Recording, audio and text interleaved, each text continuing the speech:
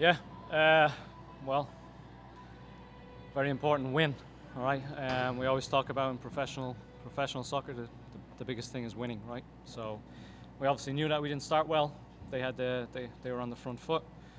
We made some adjustments, and in the end we got the positive result, which is the main thing. No open up to questions at this point. Yeah, go for it. Coach, tonight feel like a must-win game? Yeah, I think we've talked about it. Every game now moving forward is a must-win game. You know, for what we want to do. Every game that's our mentality going into every single game. Obviously, there's 5 more games, but that's our approach. What was the conversations at halftime? It was some stern words. There was a serious conversation at halftime. We felt that we didn't come out how we had it planned and anticipated, and it wasn't us. So we just had to get back to us, and we made some tactical adjustments, but the big thing was desire, was winning duels. You know, the basics that we lacked it in the first half. What were some of the things that really concerned you in that first half? And then in terms of just making adjustments, it seemed like, you know, Tulsa was really able to control the momentum and the tempo of that game. So, you know, what do you think you guys had to do? Just winning more duels and being more aggressive? Is that the difference tonight? Well, yes and no. Tactically, we came out with a pressing with 1-9 and 2 10s. And we weren't able to get enough pressure to the ball, so that was a big adjustment. We went to 2 9s and 1 10 to get some bodies higher up against their back 4. That was a massive adjustment. We tried to get our wing backs a little bit higher as well, especially from set plays like goal kicks. And the first 20 minutes they were pinned back a lot, and again, that's not us. We're typically more aggressive. So yeah, those are the main adjustments. Coach, you're saying that that's not you, and over the last 3 games, there's been a lot of tinkering to the roster and to the formation construction, like you said, with that kind of hold-up 9 and then those 2 10s. Yeah. What's been behind the motivation to make all of this chop and change to the roster over these last 3 games? Yeah, I don't think there's too much change to the roster as such. I mean, we have our guys, and we have a very good team.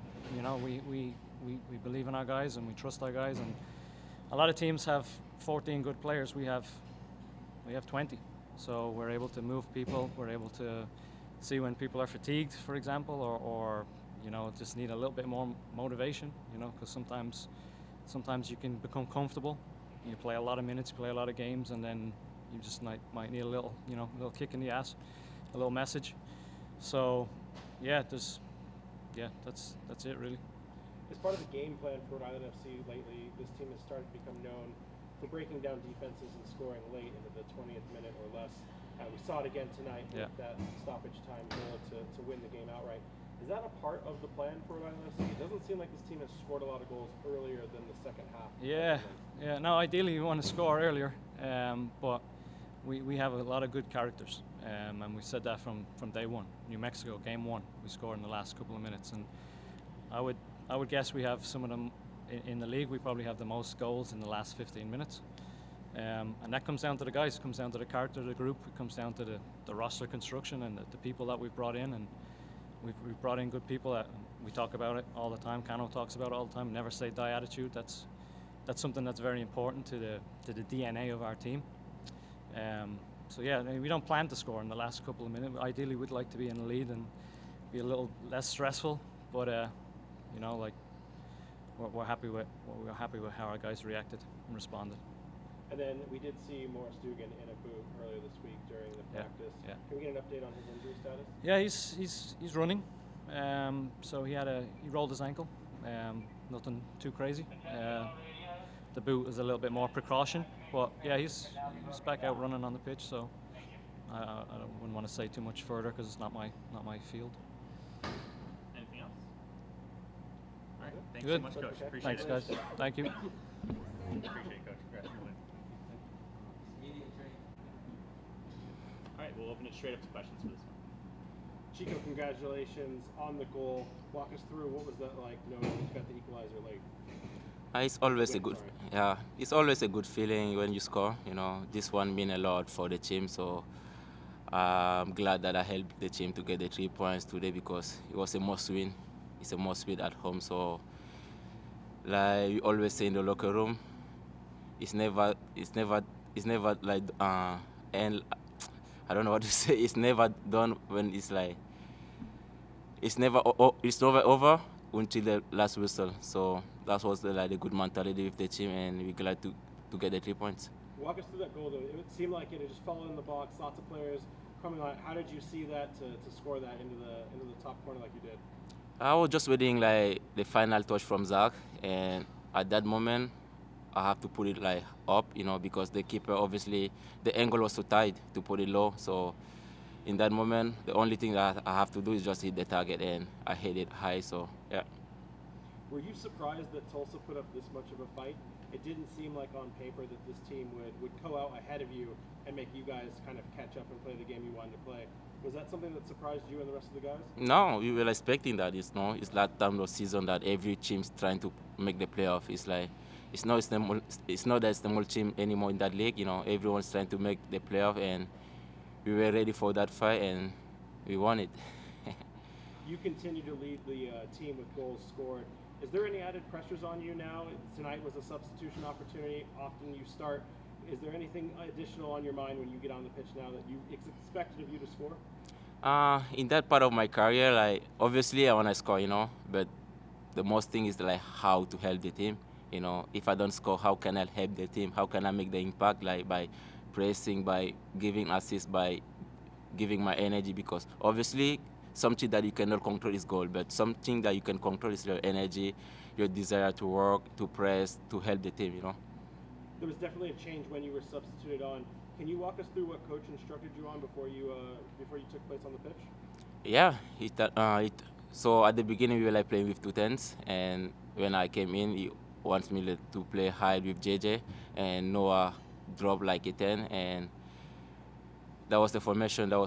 In that moment, he was like, "Let's go all in," Let's go all in.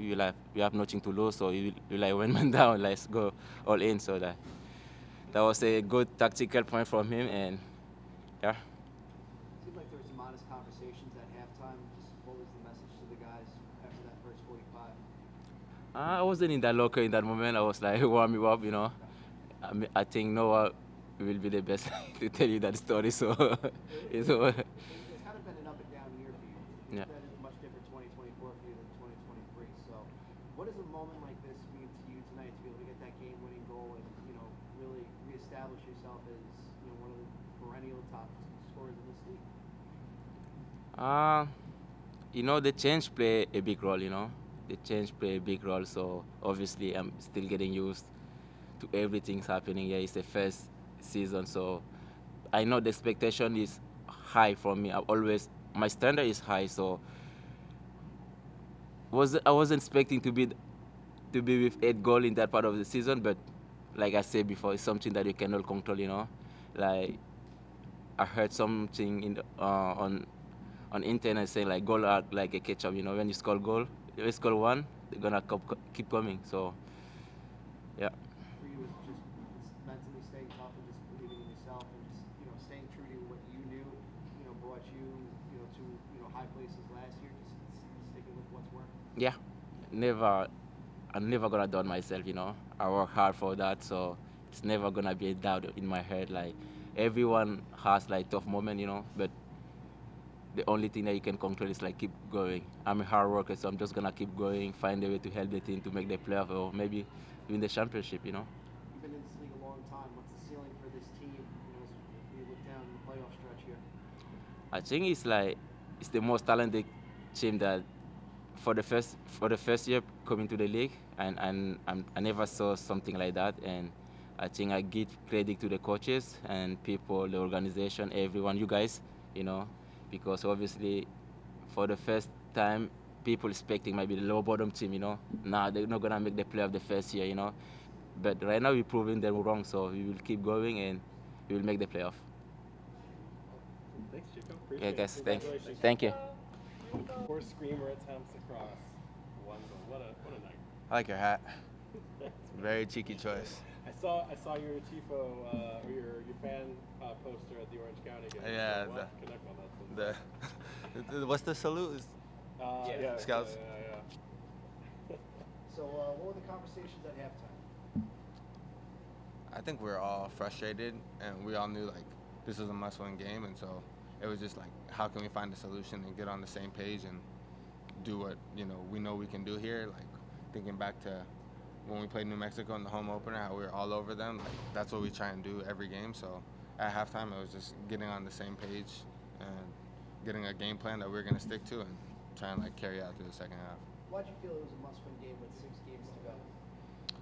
I think if you just look at the table and you see how tight everything is, and as a team that's striving to, be great and make playoffs and have a deep run into playoffs, every game needs to be looked at as a must-win. And coming off of 2 losses in a row for the first time and not scoring any goals, I think this was a crucial moment in our season, which I think we rose to the challenge.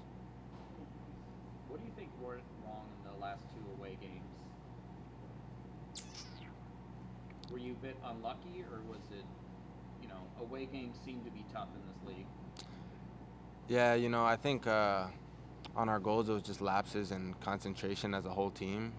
Very preventable goals in Orange County and Pittsburgh. And, sometimes the ball just doesn't roll your way, but you can't give up and roll over and complain about why things didn't go your way. You just have to worry about making them go your way in the next game. So that's the best part about football. There's always another game. So we're looking to go to San Antonio now, another away game, and take care of business like we know we can, like we've done in the past. I joked when we were talking a second ago about how you took that shot a couple times tonight. Yeah. Got super close several times before you actually scored as well.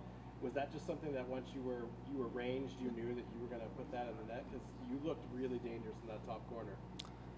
Yeah, if I'm being honest, every day after training, I work on that exact shot. And just since I was a kid, watching Henri bend it into the far corner, and then Ronaldinho bending it in, Neymar, all these left wingers that bend it into that top right corner, that's just always been my favorite shot, and I work on it a lot. So I was happy to see one hit the back of the net. Have we tried that this season? I don't know that you've had that many opportunities. Is that just kind of the luck of the night to fall that way?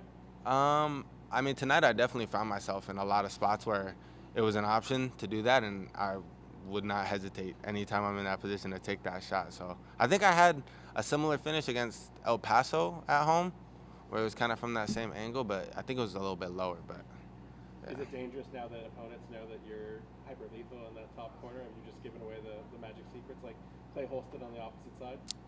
Yeah, I mean, if they could do what they want with that information, like I'm still gonna do it. So What is the ceiling for this team? I don't think there is a ceiling, to be honest. I think we can do whatever we put our minds to, and me personally, every year I don't see any reason why you shouldn't set out to be a team that's gonna win the championship and come home with a trophy, and that's our goal, and that's what we want to do, regardless of what anyone else thinks of us or anyone outside says we can or can't do. That's what we're gonna try and do as a team. What does training look like this week for you guys, you think? I think just normal. It's obviously a big win, but you can't get too high with the wins and too low with the losses. You got to just kind of stay level-headed and keep doing what's been working for us and focus on, trying to have that second half that we had for 90 minutes come next weekend. Noah, you have a tough schedule ahead, playing against a couple of teams that are competing for playoff spots. A 4th place home position is not out of reach, but it's further than cementing a place within the table.